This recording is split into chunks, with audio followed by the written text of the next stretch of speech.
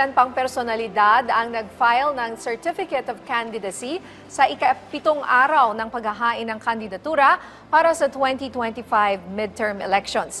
Kabilang dyan si DILG Secretary Benher Abalos at dating Ilocos Sur Governor Chavit Singson na parehong tatakbo bilang senador.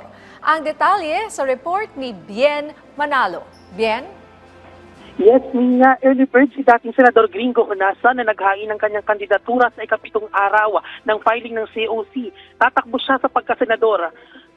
Naisip pagpatuloy ni Honasan ang kanyang mga unfinished business sakaling muling mahalal sa Senado. Kabilang na ang pagsusulong ng batas na magpapaigting sa national security ng Pilipinas. Pagsugpo naman sa kahirapan at pagpapaigting ng kapayapaan at kaayusan sa West Philippine Sea ang ilan sa mga advokasya ni retired Colonel Ariel Quirubin sakaling maluklok sa Senado.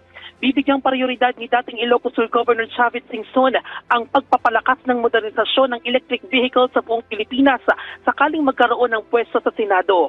Kabilang sa mga party list group na nagsumite ng Certificate of Nomination and Acceptance o CONA ngayong umaga, ang Ako Bicol Party List, Damayang Pilipino Party List, Ako Ilocano Party List, Visayag Youth Party List, OFW Party List at Akbayan Party List.